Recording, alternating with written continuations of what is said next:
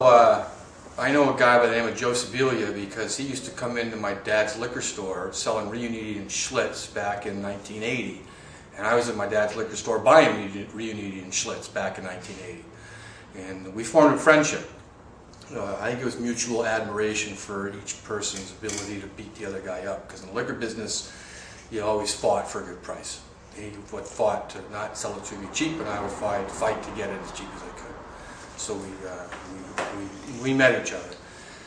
As years went by, he bought a piece of property up on a street in Springfield called Albany Street, nicknamed Gasoline Alley, which is a chemically contaminated street that had all the petroleum products and depots on it. I'm not even sure why he bought the property at that time. We weren't. I wasn't seeing him on a daily basis, so all I know is suddenly he's up at Gasoline Alley and doing some projects, and one of them was fighting the casinos in Springfield. One of the arguments for casinos in Springfield was, if not a casino to help with the economy, then what? And Joe's answer was then to take a street, one street at a time, and clean it up, which has happened here. All right, get out of the way. Hey, you know what? All right. One day in the not too distant past, Rob Thomas comes to the office with a beautiful Brooks Brothers suit. Silk tie, cufflinks, Italian leather shoes with waxed laces, emerging from his Cadillac. He comes in the office, says to me, "I'm so sick and tired of selling 100 shares of you know what do you know who. I'm sick and tired of listening to all the aggravation in that stockbroking firm." So I said to him, "Rob, what do you really want to do?" He said, "I want to offer my clients a socially responsible retirement plan." I said, "Are you telling me that on all of Wall Street there doesn't exist a socially responsible 401k program for your clients and other people's clients?" He said, "Yes." I said, so we get in the, oh, I should tell him about the car. I said, "All right, come on, let's get in your car and take off." So we go in and I instruct him on which way to go. Take a right here, take a left here, take a right here. We end up at the Oak Grove Cemetery. I said, "All right, get out, I'll leave you here." So what do you mean? I said, "Well, if you're done and that's it, you're done, stay here."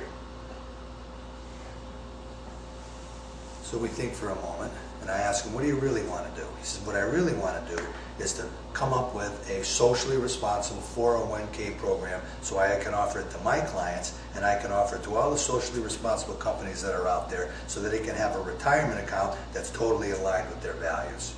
I said, "All right, let's go." We jumped back in the car, came back to Gasoline Alley, and he starts Social K, the first socially responsible 401k plan for companies that are interested in aligning their retirement initiatives with their own personal values. At one time, if you wanted a socially responsible 401k plan, it did not exist. Now it does. What keeps you going doing this? Well, I started before Social K actually was registered and copyrighted and a website. I was using Calvert funds on a platform to Organic Trade Association clients, and I realized that was much more fulfilling than selling 100 shares of GM to someone before 5 o'clock. In 2000, that started in 2000. In 2005, I created Social K after the afternoon with Joe in the cemetery. And that work has been tremendously fulfilling, to be able to go to a for-profit or non-profit company that has a mission statement of sustainable and responsible behavior and say, "I don't think Fidelity is really the place for you." If you look at the press releases, you'll see that Fidelity is a big supporter of PetroChina and Sinofuel, two Chinese oil companies that are funding the battles in the government in Darfur, getting rid of the indigenous people so that they can get at the oil. And if Fidelity, who was asked to divest of those holdings, says to the world, and this was actually read by a refugee in a Sudanese refugee camp, that we at Fidelity, that they at Fidelity, invest for financial return and leave the moral and ethical issues to the lawyers. So if that's the way Fidelity feels, when I go to a business that has a mission statement of sustainable and responsible behavior, and I kind of politely point out that maybe their Fidelity plan doesn't particularly align with their mission, there's this wonderful moment where they get it.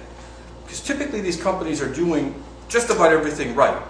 Their energy resourcing, their human rights, their hiring, their government, everything they do, they're doing right. But typically, the $5 million in the 401k is with the #1 provider, Fidelity, or a provider that offers one SRI fund. So this work, being able to go to those companies, give them that aha moment, is really rewarding, and I'm hoping to just continue to take that forward, that message forward, and continue doing that. Let's look at it. That's good. Cut.